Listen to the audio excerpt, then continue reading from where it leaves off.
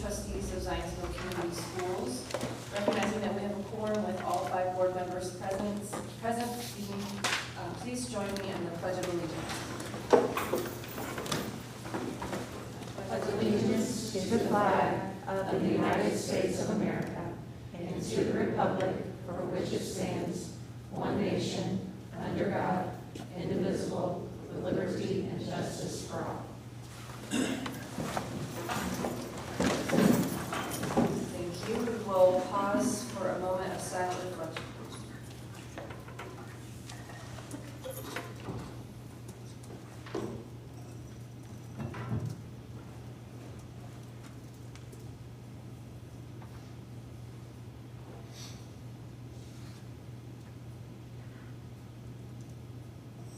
Thank you. First on the agenda is public comment. If you would like to speak and haven't done so yet, please sign in with Mrs. Johnson, the recording secretary. Also, as a reminder, your comments should be directed to the board, and you have 3 minutes to speak. Patricia Swank.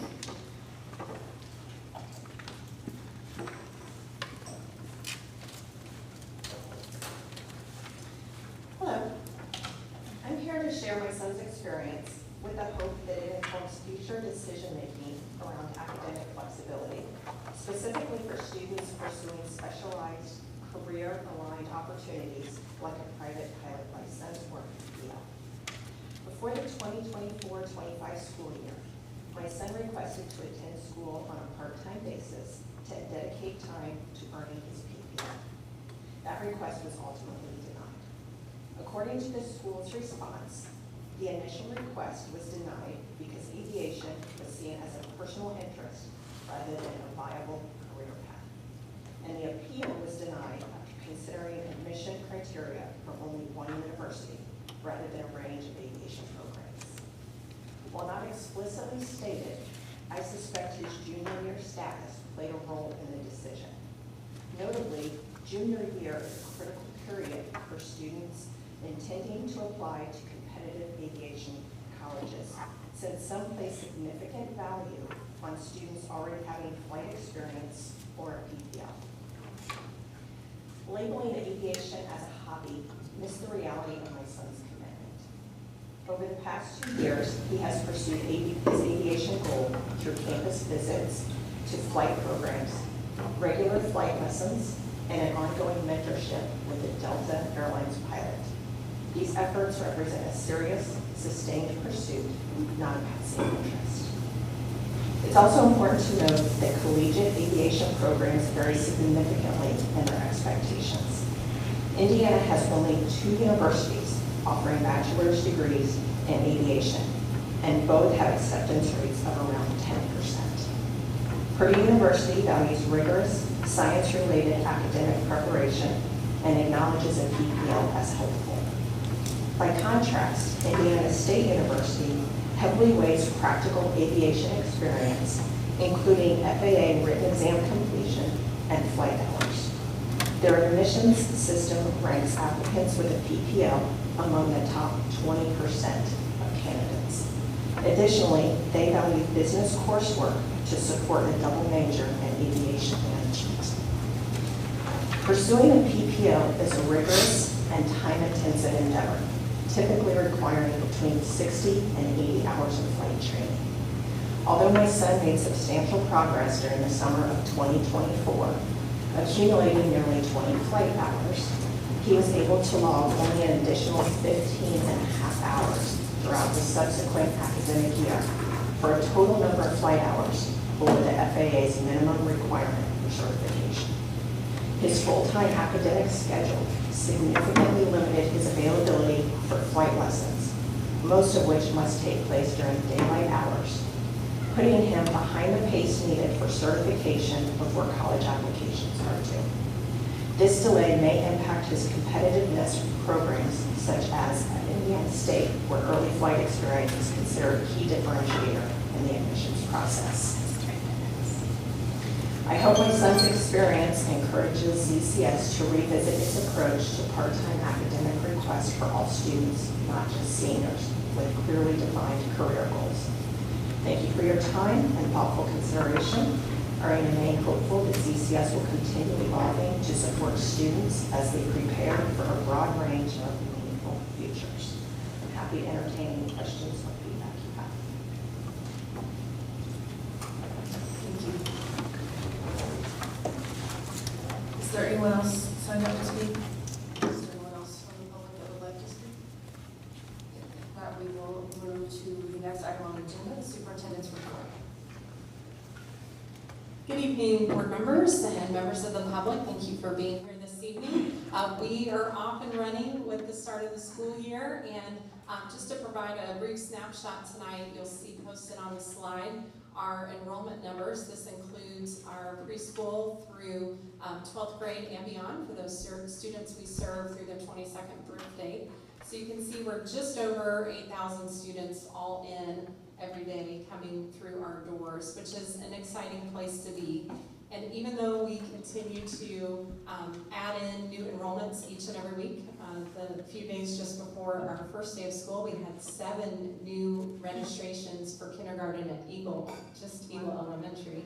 We're continuing to meet and greet new families, and board, you'll recall that once we get through the early part of the fall and we have our official count date in October, we will provide a more robust enrollment analysis, including exits and entries through to the school corporation. We'll do that likely at the November meeting, so you can be prepared for that.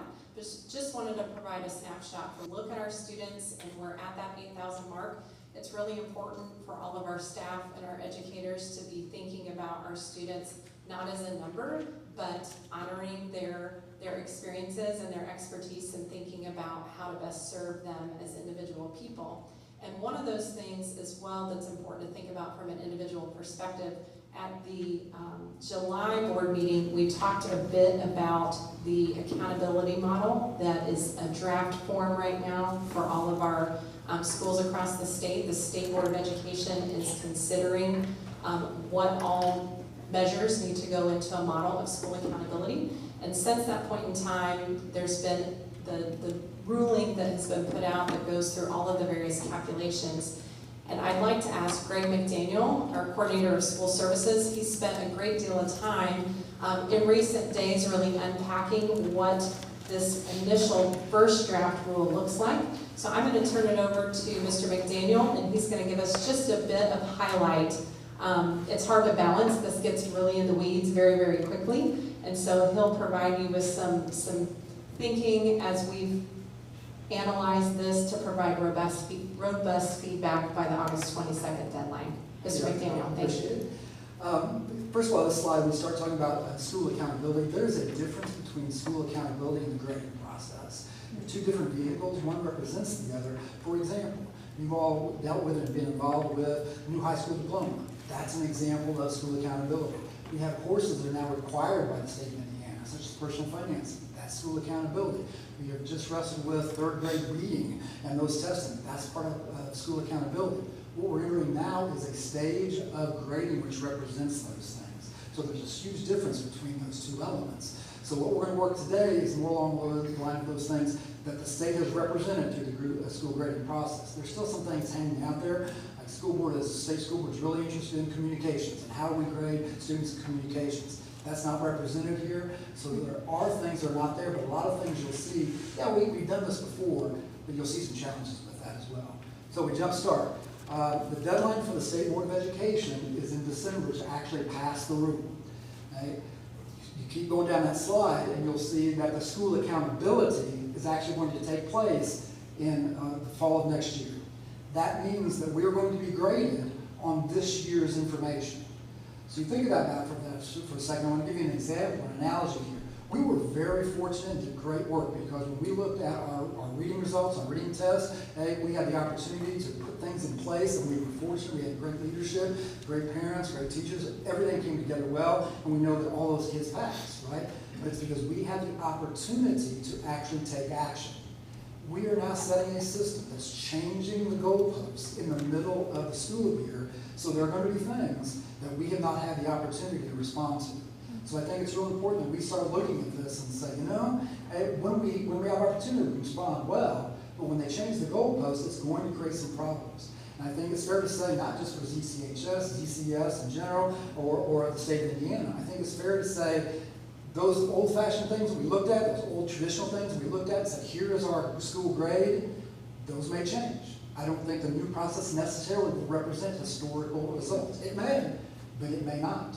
Okay, so we have to be open and honest with that at a state level. There's modeling being done at the state level now. We're doing some modeling, so we're trying to figure all that out. And we're in the input stage of all that. So all those things are important with all that, with all these processes. So that's that. We're going to be assigned a school grade on 90, 80, 76. So that's just the old-fashioned way you look at assigning a school grade. And over on the right, these are the bands that we're going to talk about tonight. So these are where we're going to take dipstick measurements of what schools are doing. So grade 3, grade 4 through 8, grade 10, and grade 12 will all have an accountability or grade score. Then we will have a school score, and then we will have a district score. So those all have to be blended together somehow. And it's a really complex process. It is a 30-page document, the proposed rule. About half of that is definitions, about half of that is mathematical formulas on how to do those things. So that's what we're going to kind of wade through tonight a little bit, right? I've highlighted individuals count because as I've done this, a couple of things. First of all, this process is actually really good.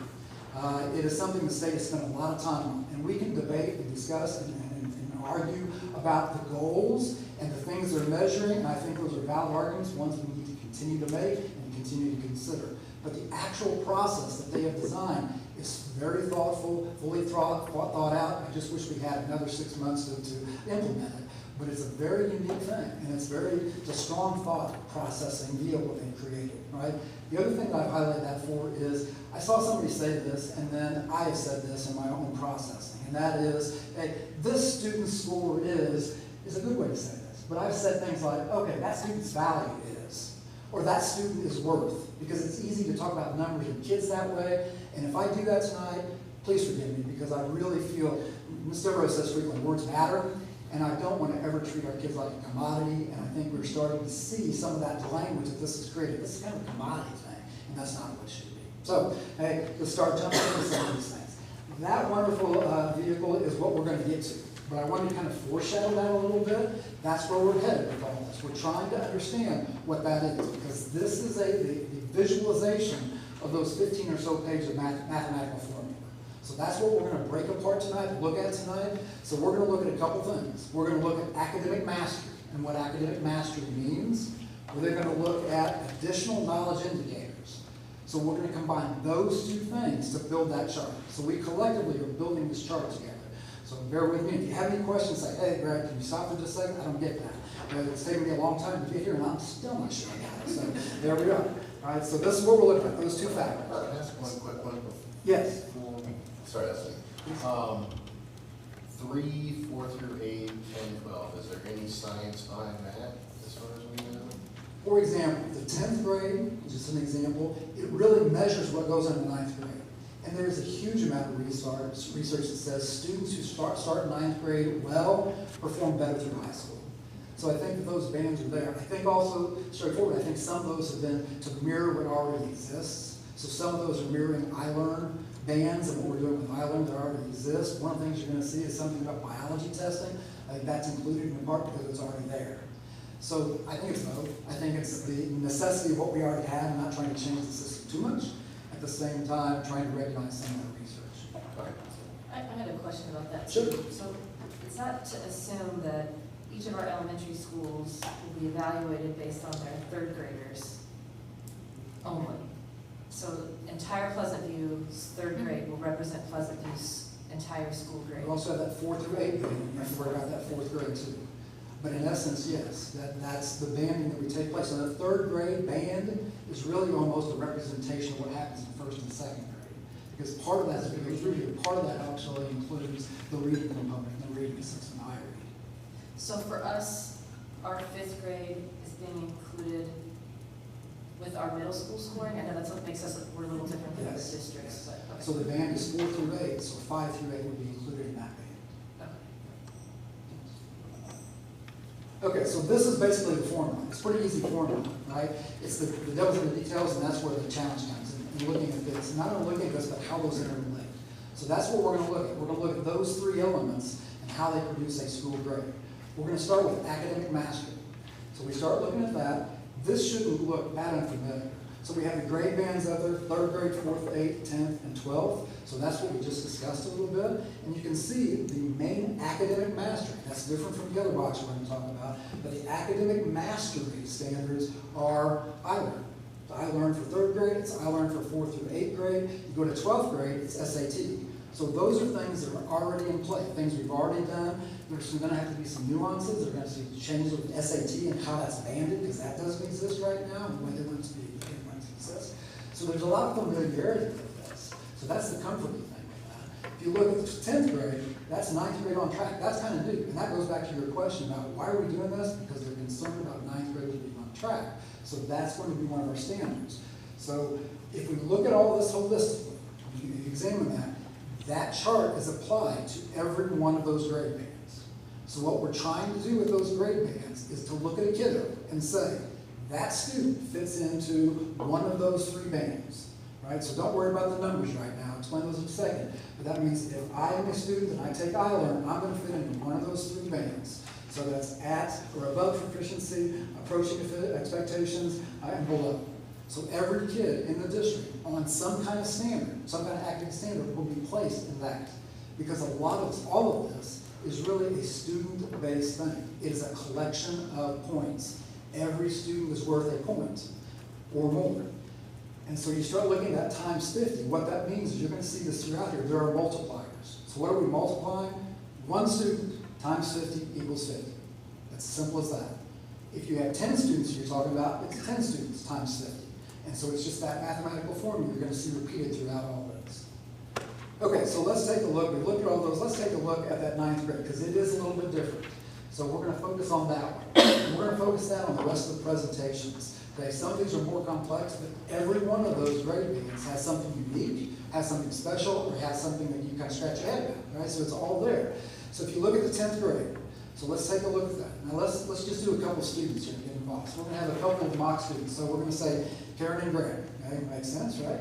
Okay, so we're going to have Karen, overachiever, really works hard, does really well. She enters her freshman, and she's smiling. Right? So she goes into her 9th grade year. She takes a full class load. She does not take any study halls. She's very, very intense about her academic studies. She earns 7 credits first semester, 7 credits second semester. She earns 14 credits. So use that scale. Where does she end up? She's at or above expectations, right? The other student, Greg, well, he likes to hang out with his friends a little bit more. Maybe spend too much time at a concert, maybe Ron Stewart concert, okay, the night before a test or things like that. And so Greg ends up saying, I only got like 8 credits. So all we have done is put those 2 students in those categories. So that's all we're working on. So what I want you to take away from that chart is a couple things. One, the better you do, the more points you earn. Simple. Okay? And the other thing is we're going to have 3 categories. That's all we need to worry about. The numbers don't matter at this point. They're just there as placeholders to provide some explanation. Potentially, like, incentivize schools to get a bunch of, like, relatively guaranteed credits now freshman year, rather than like, okay, let's take the class that's going to set you up for AP Chem. Let's take, and you know, think something that is going to be a little bit. I think that's an accurate observation. All right. Yeah. I think you're also going to find that there are several pressure points throughout this process that are going to force schools into asking questions. Do we believe that this is the best thing for kids, or do we believe this is going to help the whole district and the whole school system, and thereby help kids? And those are 2 totally different things sometimes. And so it is going to put pressure on schools to act in a certain way, and we'll have to have discussions about certain elements. Is this where we want to go as a school and as a district? So let's take a look at the other questions for that. I have one more question. You said study halls don't count as credits, so I'm a freshman. Okay. I'm trying to talk too much about my own daughter, but she does have study hall. So the goal is not to measure how kids are doing within those classes that they're enrolled in. It's just how many credits. That's correct. Okay. That's correct. And as you ask these great questions, you're starting to see the challenges. That's why I said they did a great job with what the standards they had, what they were having to work with. So you think about all the discrete points that we have, right? I think the GPS on the state GPS, which shows all the data, I think there's 30 some odd different indicators. So they're looking at every one of these indicators. They're not in this process, but if they look at every one of those indicators for every kid, that's the scale in which they were having to narrow things down. But that's very accurate. So, but one of the good things about this, there used to be, infrequently, there used to be one test. And either you passed the test or you didn't. At the high school level, it was called the graduation qualifying exam. And either you passed the test or you didn't. And that's how that school was graded. One of the really good things about this, there are multiple indicators for every single kid. So we're not buttonholing a kid into, okay, you are an academic student and we're going to use the SAT and we're going to judge you on the SAT only. If you don't live up to those standards, sorry, you don't really count in the process. And that's one of the good things about this, because it allows every individual to count. It's also one of the challenges. It's a good thing for schools because it focuses us, right? It puts us in a position where we are looking at it. Any other questions on academic mastery? Just two quick questions. Other than study hall, what kind of classes would count towards this? Right now, everything counts. There's nothing Okay. that says that we cannot count. It's a credit as a credit as a credit. Okay, so only study hall right now that we know of doesn't count towards Yes. that credit, so. Now, Okay. with that question, let me add to it. So when we went and we looked at the number of credits that freshman needs, there are some requirements you have to build it on 14. You have to look at English class, you have to look at math class, you have to look at science class, and looking at, there's been some movement about world language class, so there are some things within that 14 you have to have. But those are typically classes most of our kids will take on. Most of our freshmen are going to be in English class, they're going to be in a math class, they're going to be in science class. So those are pretty well standard for here. But there has been discussion at the statewide level about what else could we add to that to make sure. But a limited number then says you can add those other things too, right? But I think the people that want to add like world language are trying to force more kids to take world language because of the changes that happen in the state. The other question I have, and I know we have some classes that are, 2 periods. Does that count as 1 credit, or would that count as 2 credits? None of those classes counts too. Okay. Okay? So Ms. King's here in the audience, and she has taught AP Bio before and things like that. Those are 2 credit classes. Okay. So we have the AP Bio, AP Chem, and fits in that. I just want to make sure she got it right. Yeah, she does. Yeah. So for a year, it's 4 credits. Yes. Okay, so let's take a look at additional knowledge. So we moved away from academic mastery, different things here we're looking at. So the additional knowledge category, and then there are grade bands again, 3, 4, 3, 8, 10, and 12. Every one of those grade bands has something a little different that is the extra. One commonality for those standards or those indicators, attendance is on every one of those. And that's 94%, right now it's 94% attendance counts. And that is a you get it or you don't. That's one of those indicators. You keep looking around there, you go into grade 3, for example, I read is one of those indicators. You go into 4 through 8, improvement on I learn is, and better improvement is on, so 2 levels of improvement for I learn. You go into grade 12, there are things like you do in the diploma, work-based learning, credentials of value, so there are other things we've already seen that they're not trying to credit for, right? Let's go into 10, because 10 is what our model we're using for this presentation, and we can go through and provide some more information through that. So 10th grade additional indicators outside of what we've already seen. So remember the first box was all about number of credits you have. These are additional add-ons. College and career coursework. Right now that basically means AP and dual credit. Proficiency in biology. So you have all of our biology kids have to take an end of course assessment. That's what that is. PSAT benchmark. Not sure if that's been set or not at the state level or not. 94% attendance, there's that. And for our English learners, there's a separate category that allows them to show growth, which is a great thing, right? So let's go back and let's go back to Karen and Greg a little bit. So Karen, the eager reader that she is, she takes AP World History, so she gets checkbox for 2 credits in college and career coursework. She has proficiency in biology, she's not a biology major, by the way. PSAT, she does well on that, and she is there regularly. So she actually gets 4 indicators that she's checked off. Greg, on the other hand, well, he comes to school every day. Okay? So that means I have 1 indicator. Greg has 1 indicator. What does that mean? So now, this is the similar thing that we saw before. Now we're applying it to something different, right? But we can't mix and match it. We're not ready to do that. So we look on here and we say, okay, how many indicators Karen have? 4, right? Well, we only get credit for 3. So her multiplier is 1 student, her times 100. That means that she has earned 100 points at this stage if we were to just settle it there. Okay, Greg has 1 indicator, so that's 1 times 70. Again, we could have multiple, when we start talking about categories, it's not 1, it's 10, 20, 100, 1,000, right? So that's how that process is involved, and how that works. Any questions about it all? I have a question about the attendance, is there any exceptions or something in this equation that accounts for children that are medically fragile, that have a lot of doctor's appointments, that are special education, or whose parents take them on extended trips with our new policy that would be, This rule excused attendance? doesn't apply to that specifically, but it does reference previous rule. And I can't answer that question because I'm not that fluid with that. But I'll tell you things like taking on vacation, it's probably not gonna count. I'm looking at other people if they can answer that question or not, but I don't think that's gonna count, right? But those are the things that you have to start looking at. There's going to be a community impact, and that's what we were talking about earlier about, you're gonna have to weigh certain things about what's the student impact our school grade, how do we want to serve community? And what's the balance between those two things? Because we may look at something, we may say, okay, this is not worth the lift, we're gonna accept a lower grade for this to do this, right? Attendance is probably not gonna be one of those things, but it may be, right? It may be. Does that make? And Dr. Wesselbaum, I think that's a great feedback question to submit in the job form potentially, because I do believe right now it's, regardless, it's 94%. Do you meet 94%? So it would be interesting to ask if there will be consideration for extenuating circumstances. Thank you, yeah, I'd love to have that job link. I have another question too, please. Yeah. And it's about the 10th graders. So is that this year's 9th graders that we're talking about? So a couple slides ago when you were saying they need to college and career coursework, proficiency in biology, the PSAT, benchmark, et cetera, those things need to happen this year for us to So have like the those. PSAT is a fall test. So that test will have to be, and it's not written this way in the rule, but it makes no other way of sense. It will have to be offered to sophomores, and that sophomore test will then represent gains made in the freshman year. And that's one of the other things, that if you look at the model for the elementary to a degree, the middle school for sure, there's a growth element. There's a beginning and end of testing. So I learned 3 tests now and compare from one year to the next. Nothing like that exists in the high school.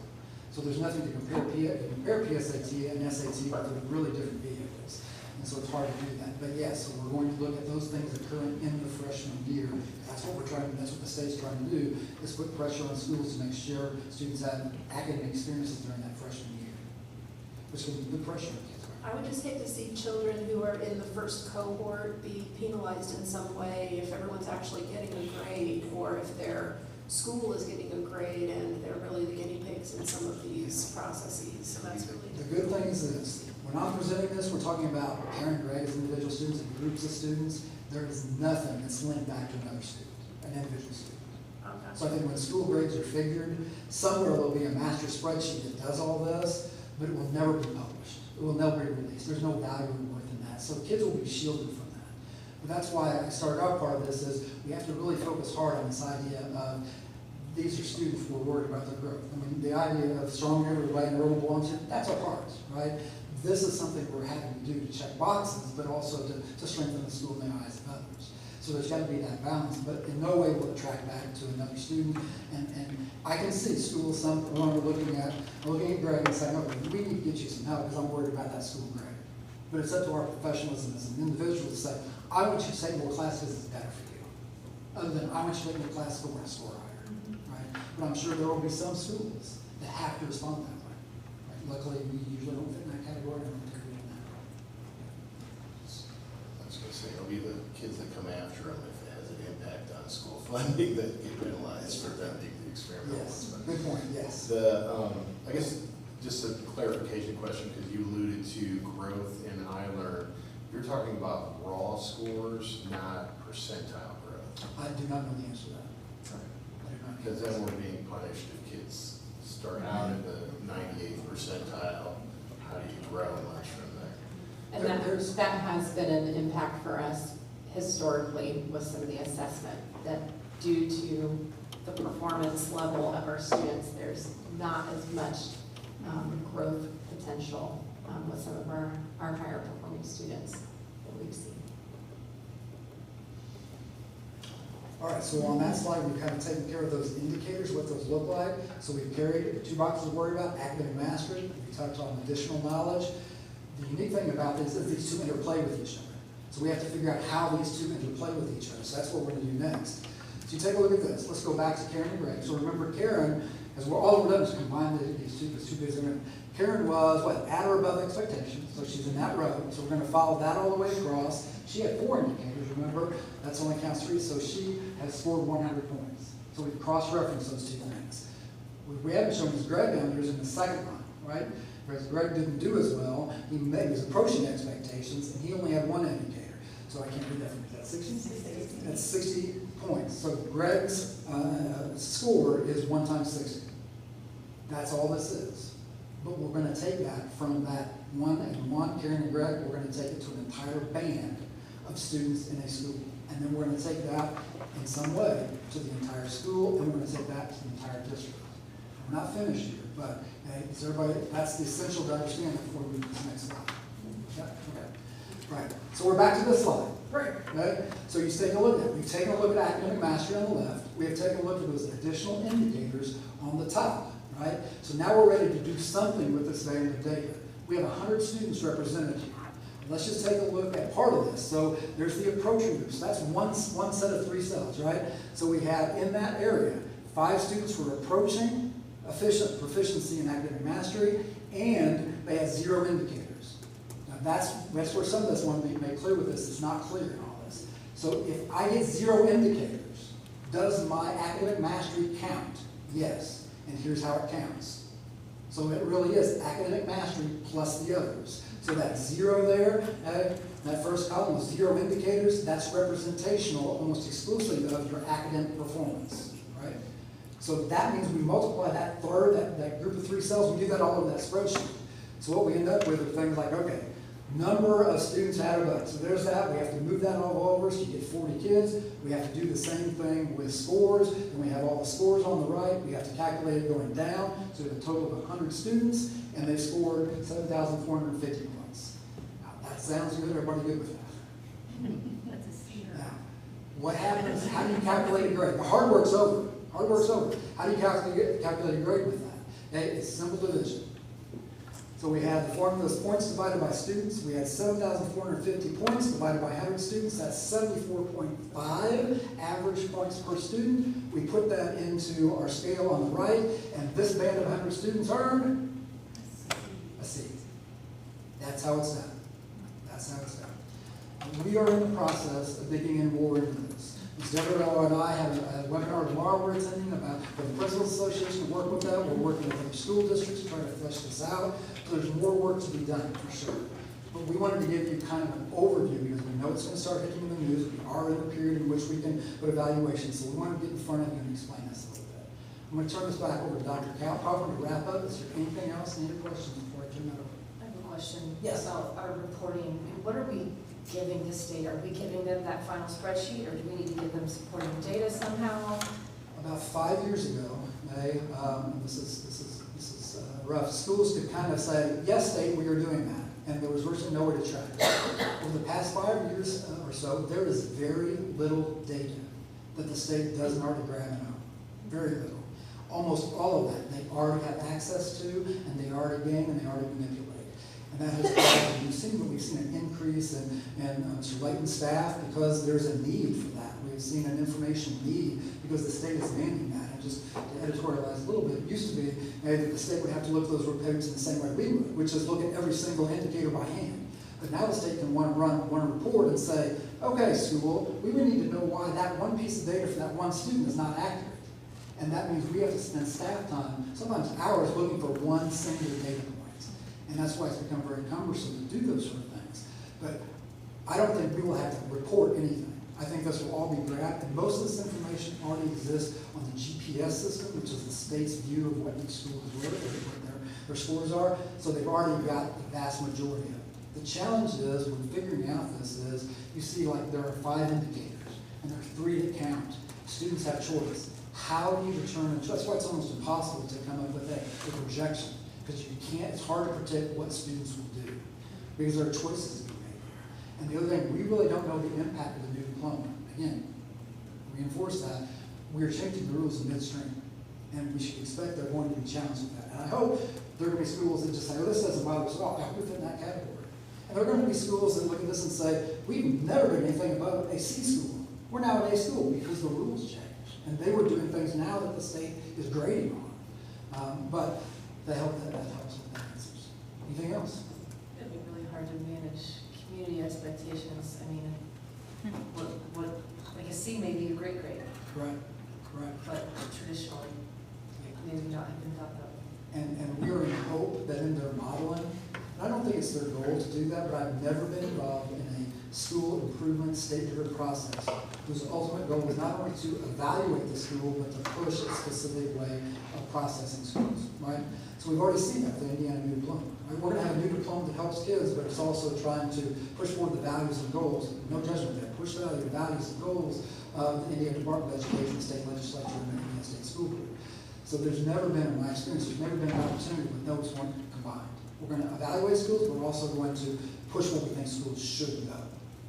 So by saying that, I hope there are bands of growth in certain areas that everybody recognizes. Oh, these schools went down because. It's not about what that school did, it's about the change of the system. Quite frankly, that's one of the reasons some of the things I said tonight was to help preface that, but to let the community start understanding, here's what's changed for us. Right? We have been an excellent school for a lot of years. That's not going to change.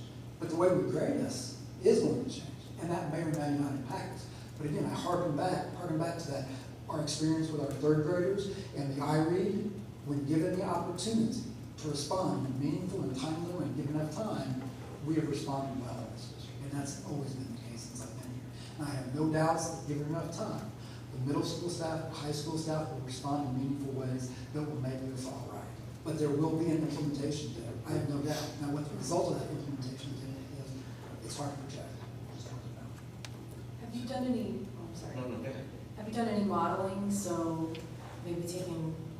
I have started that process, but you run into some challenges, just I alluded to a little bit. So if you have a group of kids, you're trying to say, okay, there are 5 potential indicators for that group, 3 count.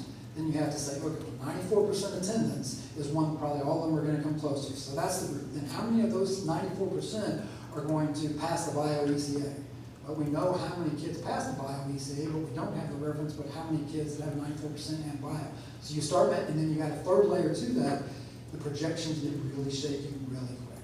And so I continue to do that, and I think we'll come closer to be able to project elementary schools than we will middle or high school. There's more variables in middle and high school that are harder to project and more variation. Yeah. But that's one of my assignments for myself this week is to start working on that, particularly starting with our elementary schools.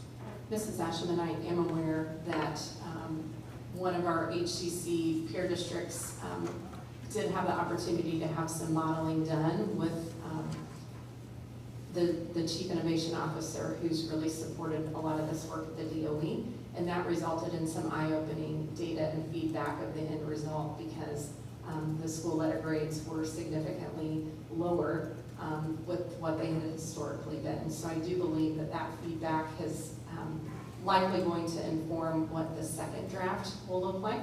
And again, I just encourage anyone who has time and the thoughtful questions and curiosities that you as board members have this evening to take time to respond to the JOC form, and I can provide the link. We'll make sure that this is also available in the board recap this Friday. But that feedback is accepted through next Friday, the 22nd. Then they'll have another draft 2 with a 30-day public comment period again. So, Mr. McDaniel, I really thank you for spending time really rehearsing everything with us this evening and sharing the information as you've wrestled with what this means for our future. Board members, are there any other questions that you want us to consider or bring back to you with this first model? No, my question is basically yes. Okay, great. Thank you, Mr. Cousins. Just in brief, before we move on to the rest of the agenda this evening, we are really excited about the new teachers and staff that we welcomed in to support all of our students. We have new teacher academy, thanks to Mrs. Squire in the back, Mrs. Devereaux. Many of our tech staff came in and worked alongside, as well as several administrators to really welcome and help our 27 new teachers get off on the right foot just before our opening day. A lot of great events taking place in our schools. Open houses for secondary schools start this week. Tomorrow night is the 5th and 6th grade open house. The high school open house is this Thursday evening. So a wonderful opportunity to really meet with families and help kids find their path and make new relationships as they begin a brand new school year. So centered there is a picture from freshman kickoff that was very well attended by our freshman students as well as the upperclassmen mentors. Special thanks, of course, to our PTO. We could not do it without them, and our PTOs across each of our 9 buildings were really active in welcoming our families and getting supports and resources to all of our students. I do want to give a quick reminder that Janet Mann, our Chief Communications Officer, is still looking for first day photos, and those will be accepted through Wednesday of this week. So if you have not already, be sure to submit your first day photo. We'd love to see those smiles that are captured at home and at the bus stop, and she'll prepare a really fun video full of joy and lots of smiles, I'm sure. And also, what's still available through the month of August is the application for Cohort 3 of our Eagle Ambassador Academy. And we've really enjoyed the opportunity to welcome patrons and community members and residents and business owners to come be a part of the Ambassador Academy. We meet monthly for about 90 minutes and tour various buildings across the school corporation, hear from a lot of different district leaders, and get a behind-the-scenes look. So I hope that residents are interested and can make that an opportunity. All of the information, including the meeting dates, are available in the application, and again, that will close at the very end of the month. And lastly, important reminder, this is one of the biggest events of our community, and we are really excited to support the Athletic Booster Organization with Eagle Fest. This tends to have about 5,000 people in attendance. Tickets are now on sale at Fun Days, Kern Brothers Shoes, as well as Zionsville West, Zionsville Middle, and the high school. And all of those proceeds go to help the athletics departments across all of our secondary schools. So that is the home opener football game, August 22nd. And Mr. Doublestein, I didn't tell you, but you're in charge of the weather tonight. And that concludes my report this evening. Thank you. Any other questions for Dr. Cochran? I thought you were going to say he's in charge of the dump cake. I think you. That's much more popular. Maybe we'll put you in the dump tank. Record-breaking money coming in this year, Eagle Fest. Next on the agenda is the consent agenda. Is there any questions or discussion regarding those items?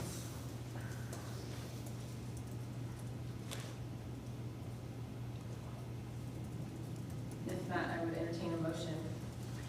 I move to approve the consent agenda, including minutes of previous meetings, personnel, special requests, which may include out-of-state or overnight field trips, donations, security equipment purchase, contract renewals, non-renewals, and attorney-vetted actions, the monthly financial report, and claims in the amount of $3,882,332.05, and payroll in the amount of $3,949,614.20. Second. So motion and a second. All those in favor, please say aye. Aye. Opposed? Carries 5-0. Thank you. The PTOs are donating $7,500 for the fall teacher enrichment. Also for the $2,750 donation for the principal's discretionary fund. Thank you, Paul Fedchak, for the $1,000 donation to the robotics club. Vanden Wenger at ZMS donated $558.32 to the golf team. And at the high school, the Zionsville Alumni Association donated a beautiful podium, and there it is right there with the ZCS logo in the amount of $2,596.94 for pack use. Thanks for all the donations. Thank you. Now we can move on to new business item 6A, affirmation of ZTEP Plus results for 2024 through 2025.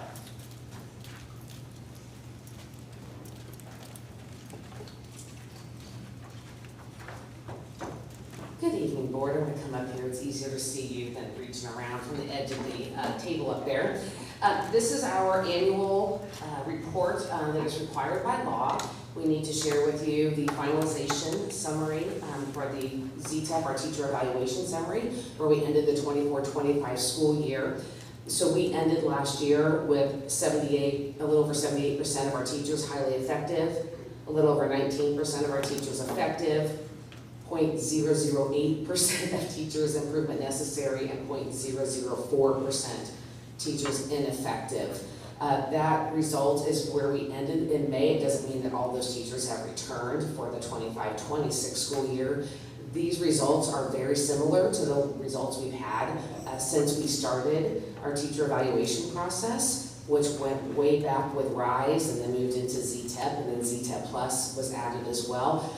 So we have maintained similar type of ratings for our teachers over the past 11 years. Happy to answer any questions about that.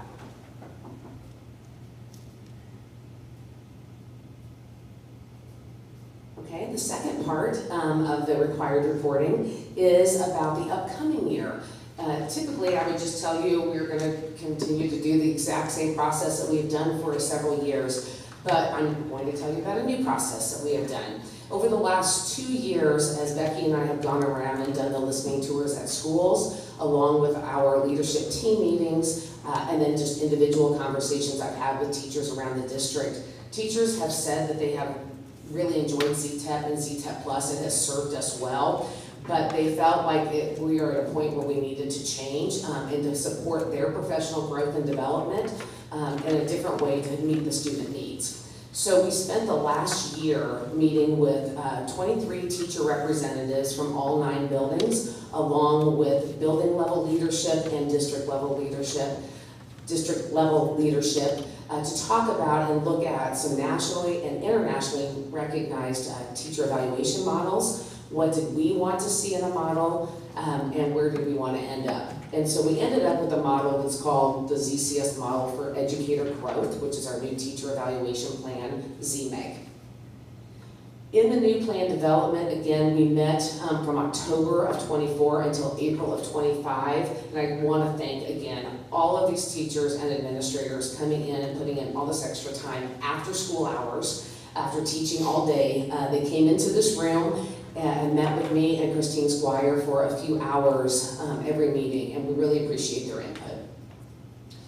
We based our new model on 5 educator outcomes that research has shown it has the most impact on positive student outcomes. Those things are things like setting growth goals in your professional learning community, having your professional learning community collaboration, having observations from administrators and having conversations around those observations, having a positive classroom environment, and then professional commitments from the teachers themselves.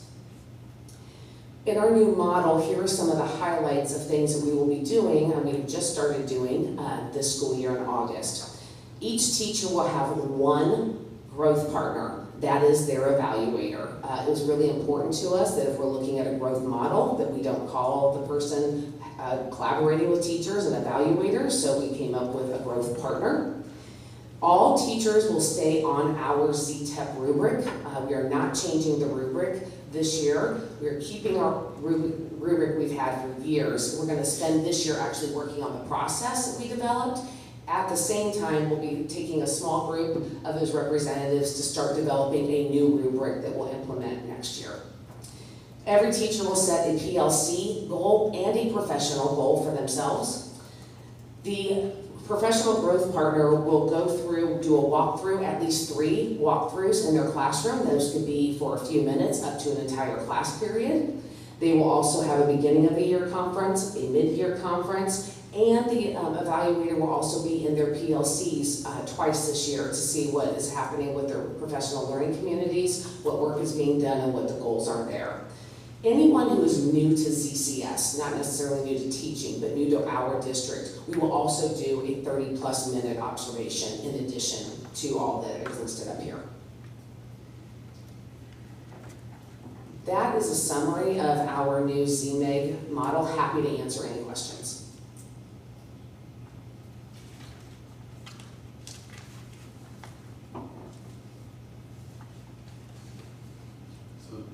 just so I understand, so we're rolling this out for this academic year? Okay. Yes, this is for the 25-26 school year. So no more ZTEP. Correct.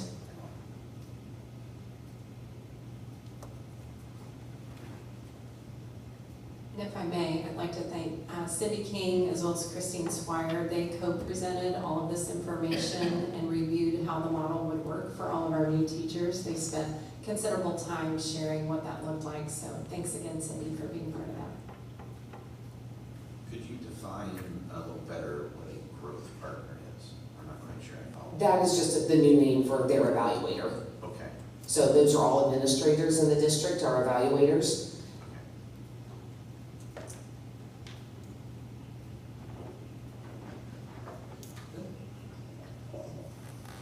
Any other questions or comments? Not, I'll entertain a motion. I move to affirm that our ZCS Academic Services leaders have publicly reported completion of all the ZTEP, ZTEP Plus evaluative activities, data gathering, and finalization for the 2024-2025, for 2024-2025, including results, and have shared the new teacher evaluation plan for the 25-26 school year. Second. So motion and second, all those in favor, please say aye. Aye. Opposed? Carries 5-0, thank you. Are you staying? Thank you. For the, I am. item 6B, middle school human sexuality curriculum adoption. Thank you. Thank you. If you remember, last April, I actually brought to you brand new curriculum for human sexuality instruction for grades 5, 6, 7, 8, and the high school. And that was board approved last year after some parts of the law changed and the standards changed. This past legislative session, a new law went enacted July 1st of this year, Senate Enrolled Act 442. In the new law regarding human sexuality instruction, there are some new changes, so that's why I'm back in front of you again today. A couple of things that SCA 442 requires is that we no longer use the words sexually transmitted diseases, that we change that to sexually transmitted infections, that we use age-appropriate information on consent, that there is a human growth and development in pregnancy video that is at least 3 minutes of ultrasound video demonstrating fetal development and has a computer-generated animation of weekly development from fertilization through birth. We also have to make sure that all the materials are approved by the governing body and must be published on our website. In the past, parents have always had the option to opt out. That's always been a part of our law, and we've always included that information during registration and info stamp. Some additional changes with SCA 442 is that we have to now tell parents how students are going to be grouped for instruction. We also have to state whether the instructor is male or female, and we have to make sure that the consent has a link to the materials, which we've done in the past as well. So what I'm coming to you today is to share with you just a recap again of the curriculum that you approved last year that is research-based, and to bring forward the high school health teacher went through all of her materials and all of the new requirements and wanted to make sure that we brought forth additional materials that will need to be added in order to meet the law and cover everything that has to be board approved by you. One of the things that middle school and high school teachers will have to show every single year is that video that I referenced. It is the video I have to present to you is 3 minutes and 14 seconds, and I'd like to show it here to you so that you can see it.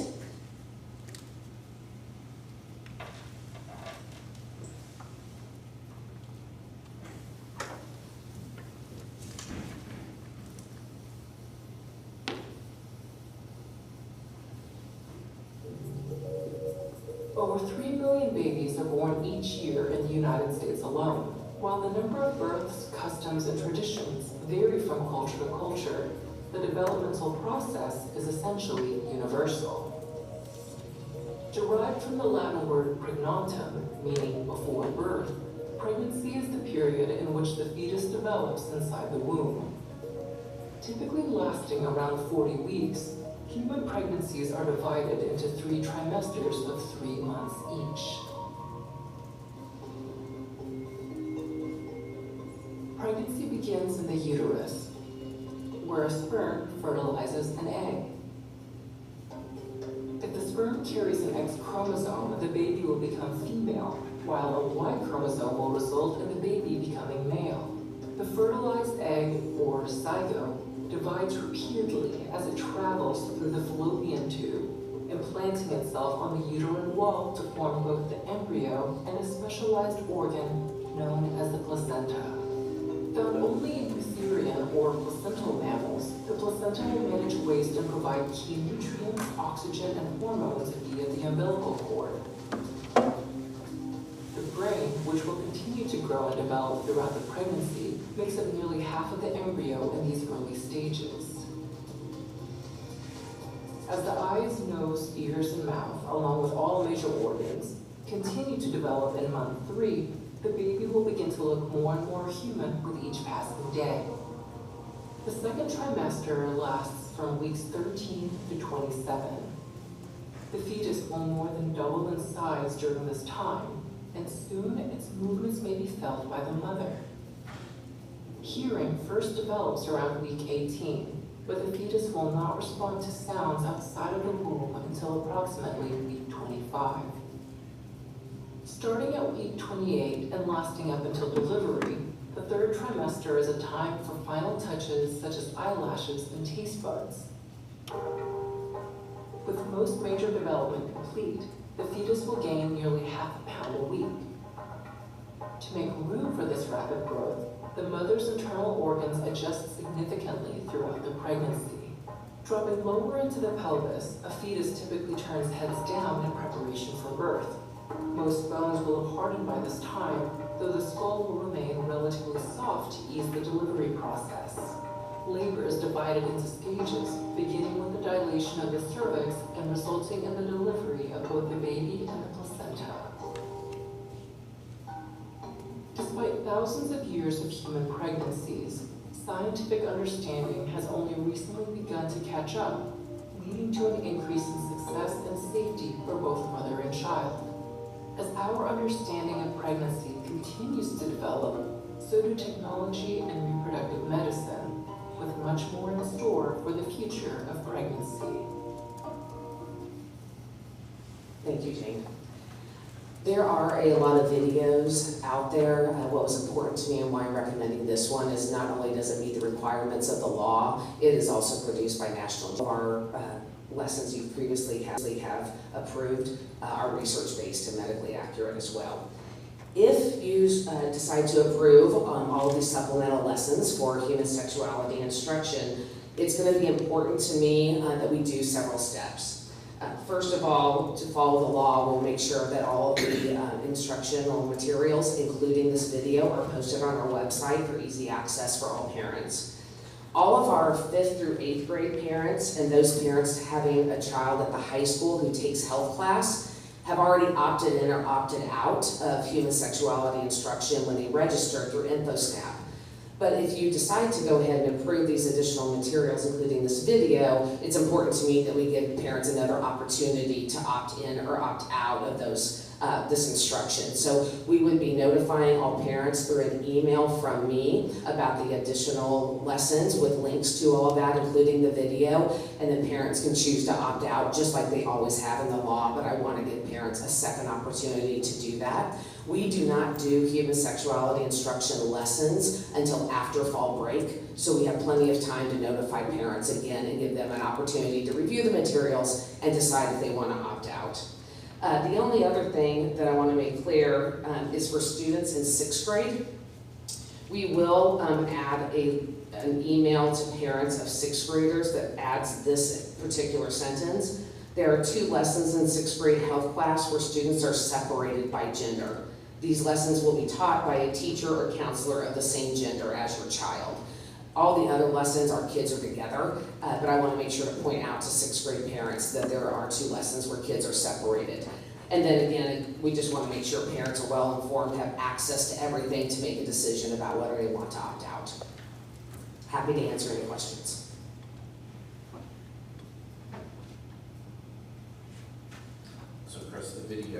that hits the time limit.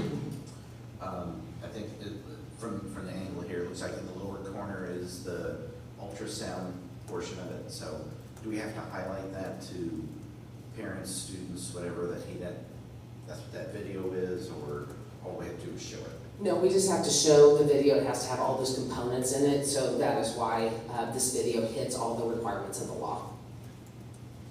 Is that video being used by other districts that you know of, or?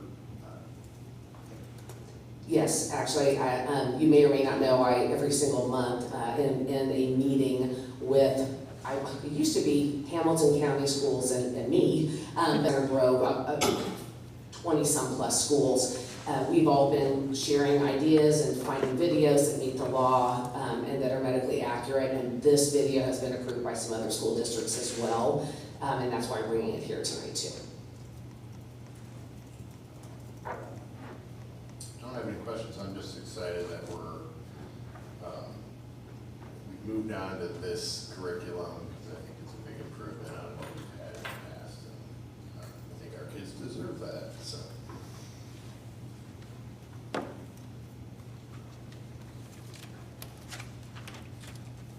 Any other questions or discussion? If not, is there a motion?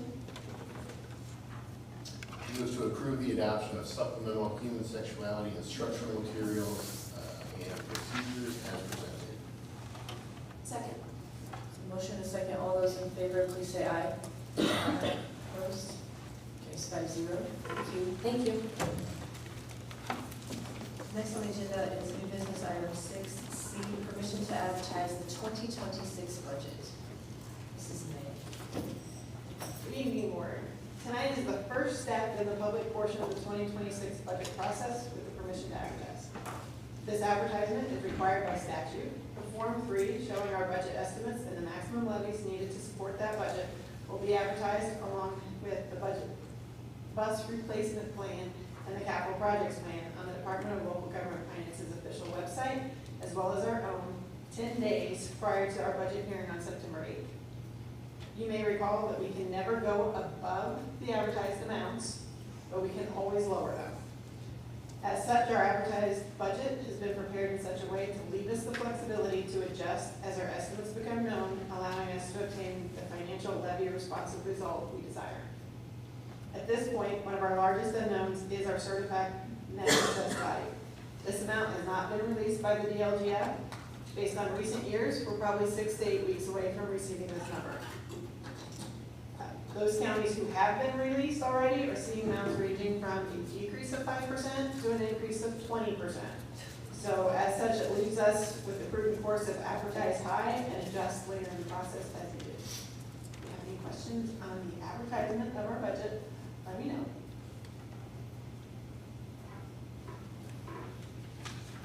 When will this go in?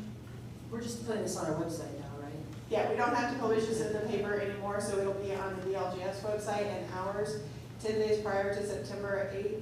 However, I'm actually planning to do it like 13 or 14 days, that Monday prior, I think it's August 24th, just to give us a little extra time.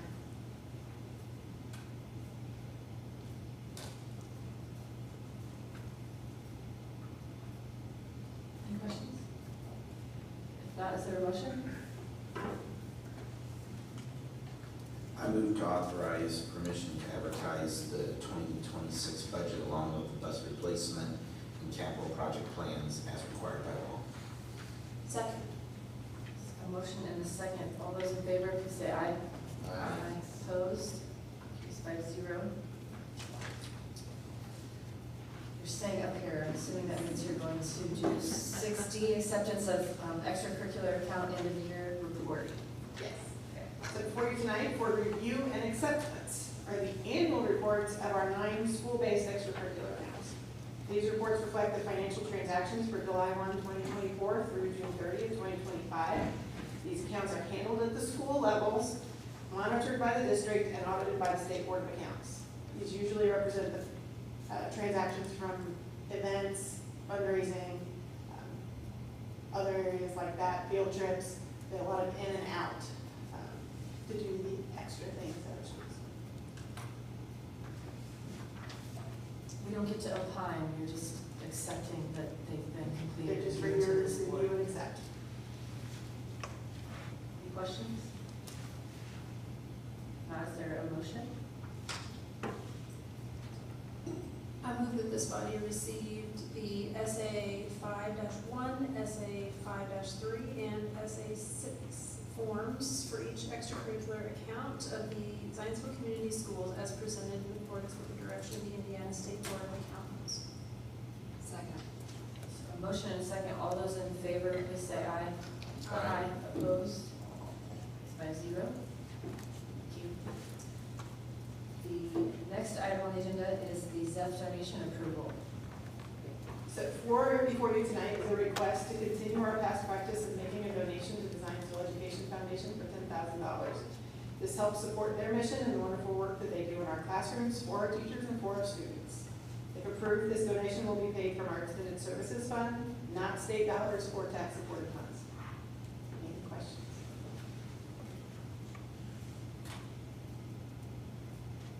Is this something that in the future we want to move to earlier in the year? Is there a specific timing, you know, now being August versus January? I don't believe there's a specific timing, it's the start of the school year, kicks off our upcoming time frame. That's the only reason we picked March. So, yeah, It coincides well with the fall fundraising activities for ZEF to show our support in the community.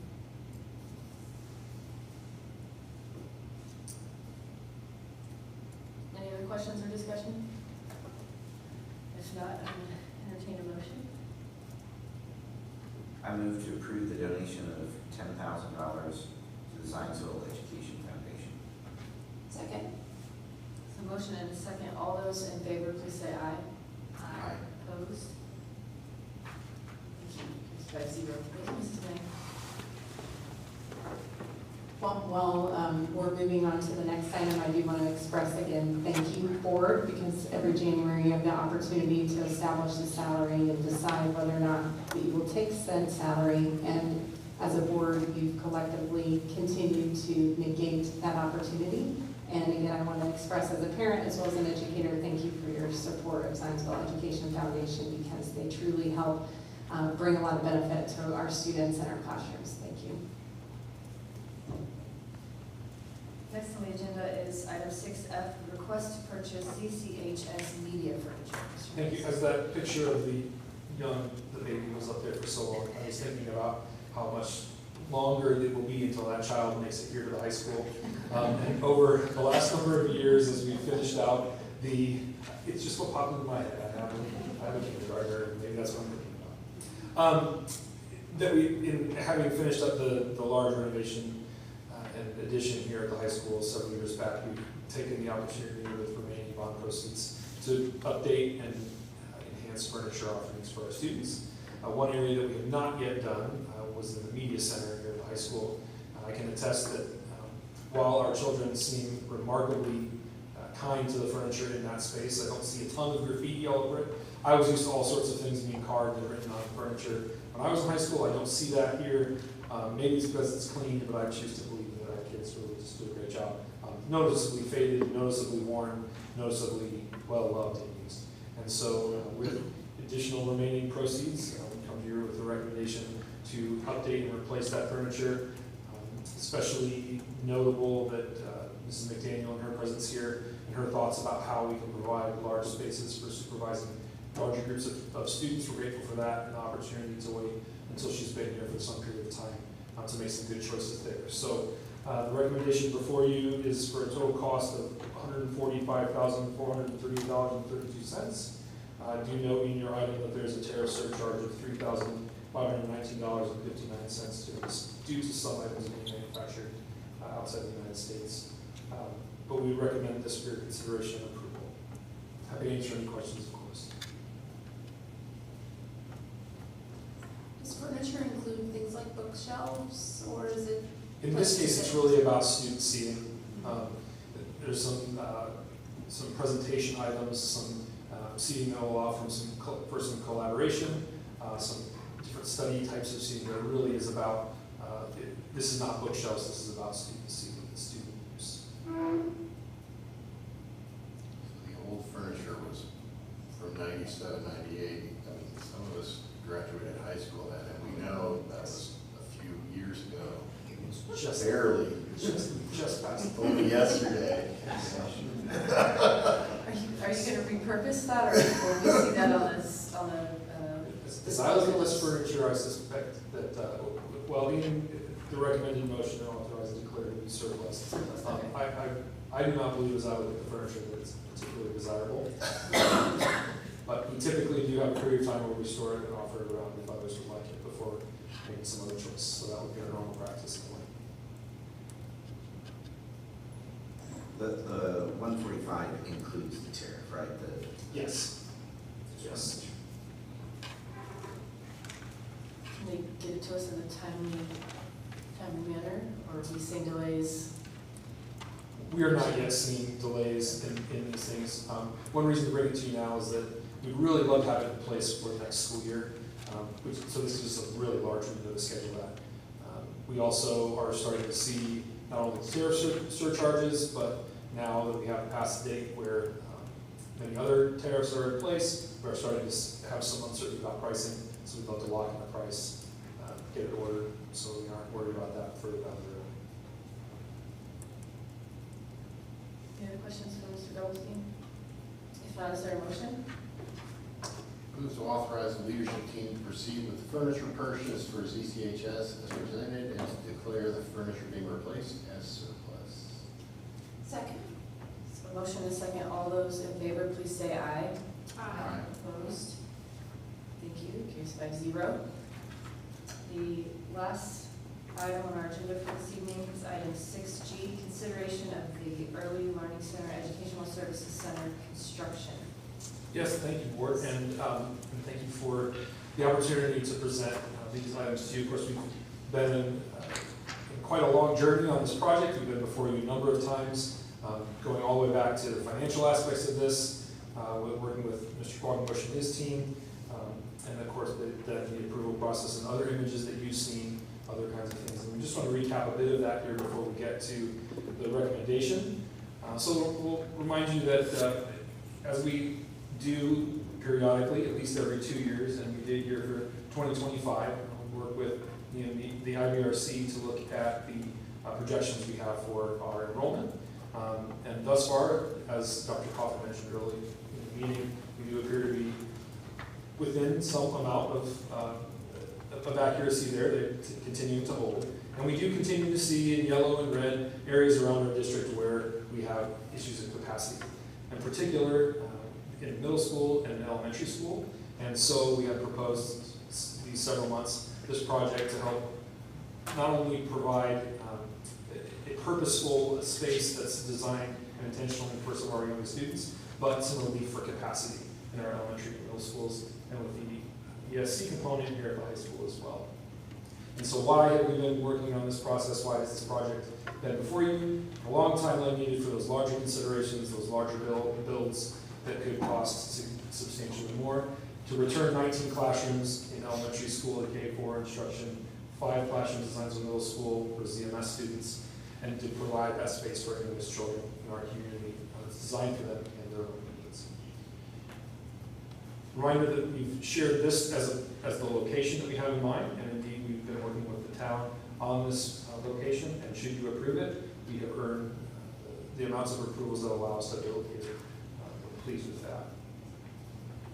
We shared this image with you too, as an overall site plan with some street views corresponding. You can see where they're labeled A, B, and C. In particular, what I point out here, I don't know if you'll be able to share to see it. It is there near the B circle. We have illustrated here the current iteration of the new Morton Drive. That was an item that we worked extensively with the town, both towns in fact, and the county to make sure that it's oriented well, that they believe it will afford not only positive traffic patterns for our use, but also for our neighbors and surrounding uses. We're really pleased with that collaboration. There's lots of people to thank. Mr. Lewis at the town of Zionsville, many other folks, I won't mention him in particular. He was pretty critical in offering this solution. So this is our site. have some updated, oh, yes, sir. Can you show us real quick where like the firehouse and Absolutely. that like kind of house the fire department uses? So the this here is that lot with the White House. Okay. That's their practice lot at this point. They do use it for a little bit of storage, and they do some practice of their work there in the home. That's that darker rectangle mark there. This lot is where the firehouse is itself, the fire station. Across the street and directly aligned with this new orientation of Morton Road is the entrance to the Boys and Girls Club. This is that center access drive to Zionsville West that will be under this plan, the parent access and drop-off pickup line for this facility as well. It goes around back behind the tennis courts that are under some renovation now to door 4 at Zionsville West. And then Morton Road continues here to the south, splitting off to the left into West Haven Apartments, to the right, I should probably say, to the southwest to West Haven, and the southeast to the 4 homes and residents there on that street. I somehow missed that we made that happen, so I'll take the we out of that. Congratulations, I'm excited that we were able to find a way to access south of the firehouse rather than running everything through the existing drive on the Z West campus. That's awesome. Yeah, and that access will provide the opportunity to segregate different purposes for drop-off, both for parents and for staff. It really maximizes the use of the campus and to have a good impact on the traffic study as well. We believe we'll be able to provide a very positive campus setup, one that's easily navigated. I was able to visit some others and similar student size and square footage, some other centers, and we are well beyond what I observed in the amount of drive and loading space that we have. And that feels very positive with the number of students that we intend for this facility. And we should reiterate before we get a lot of hate mail that the access from Stonegate is only going to be for emergency vehicles. People can't drive through Stonegate. Yes, we've described that. This small darkened area, and the reason it's darkened is that the planned use is to put in grass pavers so that it will look like lawn, and for the gates to be locked there. It is intended for emergency use only, and the plan would be for the fire station and only a handful of folks to be able to operate that gate at all. Likewise, it does not access the neighborhood, it accesses our drive onto our own school. I love the collaboration with the towns to improve that intersection, and I think it's great for the Boys and Girls Club too, that we can help. They do a great service in our community, so I'm really proud of that. Thank you for doing that. Absolutely, you're right. It was really wonderful to sit with them and for everyone to focus on how it would improve our project. We will align those drives such that a crosswalk can be placed there. And we have the Boys and Girls Club to decide if they add a sidewalk on their side, but we have then the structure, the infrastructure that will allow it to be a safer crosswalk. Can you remind us too of the process? So this is the request to approve bids for the construction, but we have not sold the bonds. But we've approved the purchase, or we approved the purchase or the sale of the bonds, but we haven't actually sold the bonds. Correct. Okay. Still waiting for that Market ideal conditions. market conditions as we proceed there, and that won't be before too long.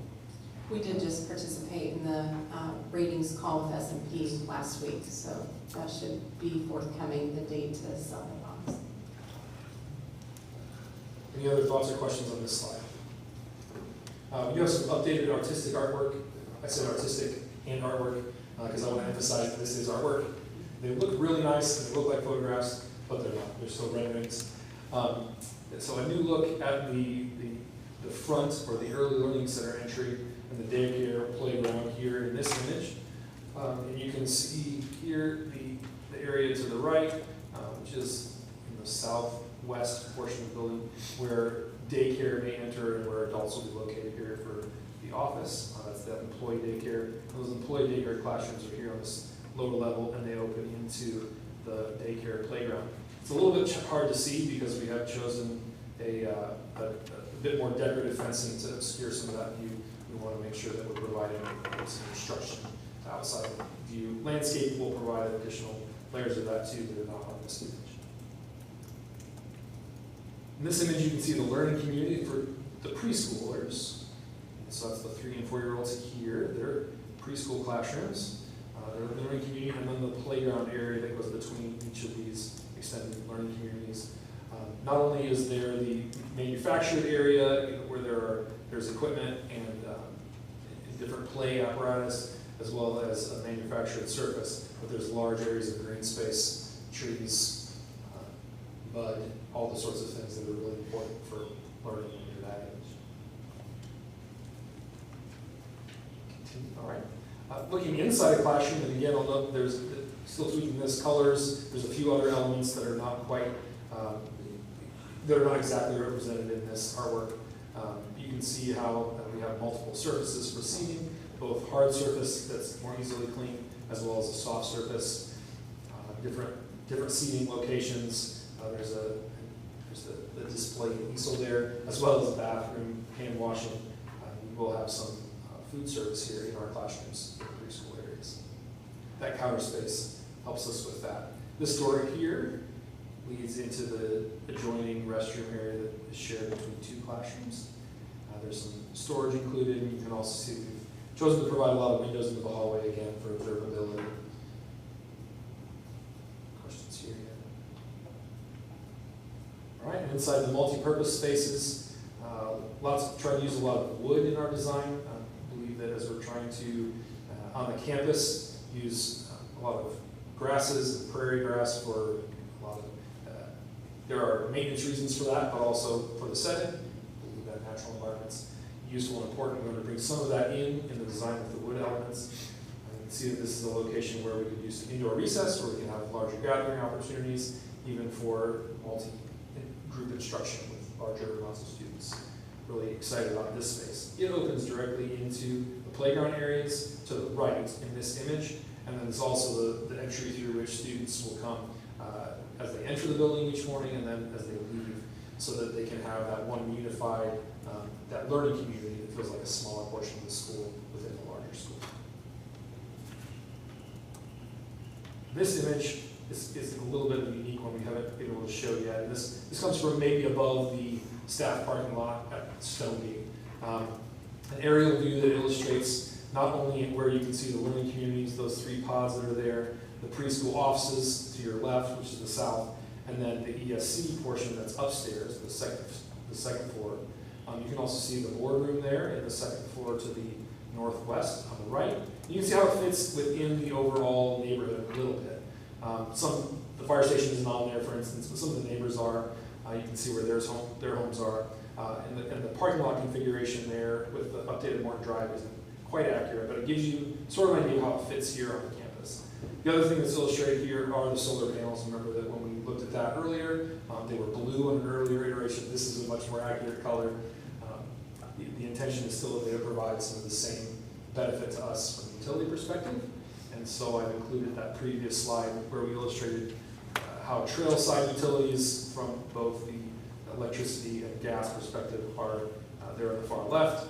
A similarly sized building of that sort of makeup model off the trail side is the second. To the far right would be if we took an all-electric approach without a solar array, and then the substantially reduced annual cost utilities there in the blue and white would be illustrated by a full solar array. And that is what we're recommending this evening. Again, this is also as designed and modeled. These are estimates. We have to wait and see how these things all obtain. So the recommendation for tonight is the approval of the bid. The base bids came in well under estimate. We're really pleased with how they came in. In fact, we received roughly 70 bids from roughly 60 contractors. Very large number of bids, really well attended. It was really wonderful to see how much competition was generated here. We're grateful to our partners for that, for their work to do that. So I'll mention Mr. Landfair, who's here for his work on that. We also had the base bid of $52,075,616. Alternate 2 for the solar array at $2,067,400. We'd also like to recommend the terrazzo flooring at $128,340. This time we recommend holding alternate 1, the proprietary HVAC controls, just like some more time to evaluate those to see if the proprietary nature of that will really will really meet our needs. So the total recommended construction cost here of $54,177,836. Also like to share some elements of the timeline. So today, here's the recommendation to the Board of Trustees, having gone through these number of months of the other parts of the process from here forward. The recommendation is made to you this evening. We'd like to begin construction activities even next month. September's a great month to dig, start moving earth with a goal of substantial completion in the fall of 2027.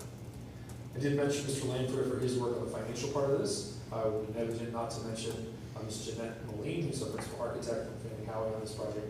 We're extremely grateful for her work and leading the entire group and all the minds that put together various aspects of this in order to provide great space. We believe the space will be great for youngest learners here in the community for many, many years. That's what I have to present to you, and that is our recommendation. Happy to answer any questions you may have. Thank you for the opportunity to present tonight. I have a question, just because now I'm curious, the terrazzo Yes. flooring, what is that? Okay, so if you walk down the hallway of Zionsville Community High School, you'll see that speckled, almost shiny stone floor, right? You walk down, you see carpet here, you see some luxury tile out here, out in the entrance to this door here. That terrazzo flooring is as durable a floor as you get. For the price, it feels like a very worthwhile investment. The first time that we would need to replace a tile floor or something like that, we'd be already overpaying that cost. It's delta, and we feel like it's worth, with bids coming in as low as they are, it's worth spending $20, $25 to provide a 50, 80, 100-year floor.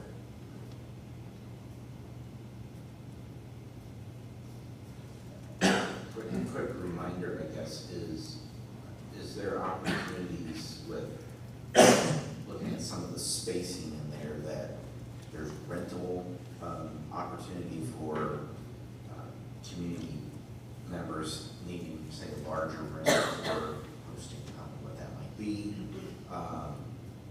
Is that, between the board, I think you said the board room would be upstairs, some of the different areas, is that something in our plan? Yes, absolutely. So I did focus a lot of time on the boardroom here. You might remember previously, ESC is upstairs, but the boardroom is down on the first floor.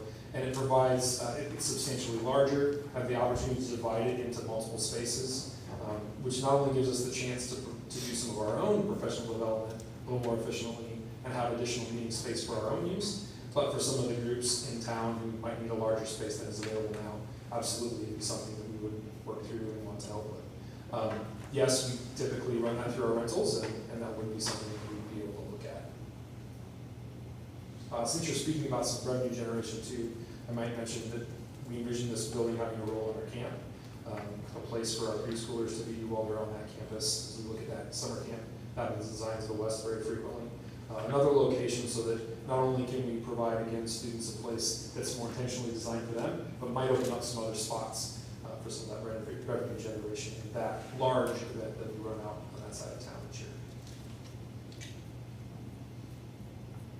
Board members, as you're considering this evening, I would just also offer first my thanks for many people in this room, Mr. Doublestein, Mr. Landfair, Ms. Moline, and your teams for the last year of really examining the possibility. This is considerable dollars to put towards a resource such as this, but it's also worth considering the number of classroom spaces that will be reclaimed, not only K-4 in our elementaries, but also at the middle level and also here at Zionsville Community High School for future program expansion and serving students.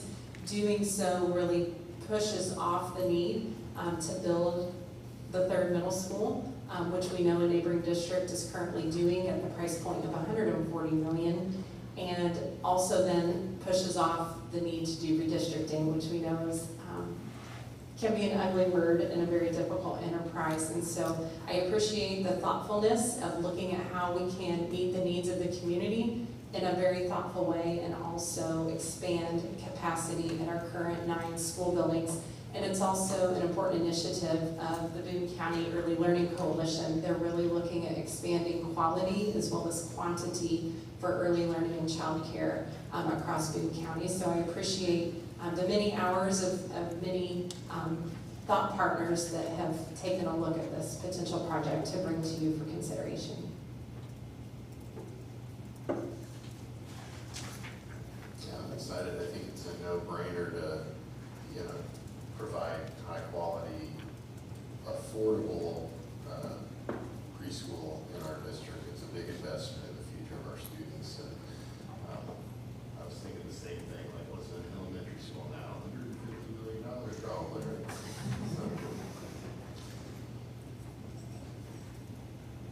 Is it safe to assume that, this is a sizable project, so is it safe to assume that you have a comfort level with not just awarding, lowest bid, but to folks we've worked with before, or that Skillen has worked with before and has a comfort level? Yes. The bid tab, I believe I included for your packet. We worked with a number of those groups before. A couple of them have been bought or under slightly different names, so they have been able to vet that and make sure that we feel good about that as well. And Skillman in their work all across the state has experience. As we sat at the table debriefing it before they did their additional in-depth vetting, they've had experience with all of them. So we really do believe we're positioned well. That increased amount of bidding, the number of bids that we received is a major contributing factor there. And we're grateful that they came in the way they did and with the partners that we would then be with, not only for the duration of the construction time, but as we work in the facility that they constructed. So no, we do feel very good about it. I think it's a tremendous opportunity. Grateful that some of these partners are some that have been in our district already. We can continue to work with them and some new folks to meet too. So I think I heard you say that Victor's given his stamp of approval. It will be open the fall of 27. Is that what I heard? Yes. Victor saying yes? Victor retires in the fall of 26. That was going to be my second question. Is we're going to be here through the completion of said project. Absolutely. And absolutely, okay. Yes. I look forward to seeing more exciting photos. Victor. Pumps and pipes, all Yes, all the mechanical things I love. Thank you. Quick semi-relevant, not really relevant to this discussion maybe, but, so is it standard asphalt shingle underneath the solar, and they're expected to last about the same amount of time? Yes. Right. Yes. All right, we can move on from that. It's not going to be a residential I show. was just curious. Standard for this I kind of asked you application. after. It's very exciting. There's a great opportunity for our students to maybe be involved and experience some learning, especially around solar. Any other questions or discussion for Mr. Bokestein? May I forgive you? I don't wish to interrupt. To your point about for our students, I have to note that for as long as I've been in the leadership role in this district, students have asked to meet with me about implementation of solar in our community, especially on our largers. And it has been a challenge to work through that over 15 years. And I'm grateful to them for not letting up, for what they have wanted to see in their community, for the reasons that they continue to bring. And there were good reasons why it wasn't the right time, and I think there's good reasons why this one is the right time. And so again, I'm grateful to them and for the opportunity to be able to attempt a stab at this for our kids and for their leadership, and calling us as adults to do things that matter to them in their world. For that reason, we're only going to plant natives too, right? That's the plan. Okay. All those prairie grasses and flowers we tend to be native. There are, with all the plantings, there are lists that our municipalities have, and we stick to that. Yeah, one of those grasses, that's what we're after. Is there enough power generated to light up the Z? Or maybe we put it in a word. We're not allowed to draw power from it to the grid. But there is plenty of power generated in Brunsville, yes.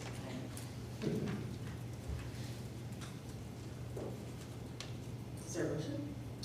I move to accept these bids and authorize the leadership team, the Skillman Corporation, and Fanning Howard to execute contracts within the scope of the ELCESC project as presented.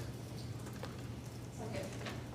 Motion and a second. All those in favor, please say aye. Aye. Opposed? Thank you. Thank you. Mr. Wilson. Anything else?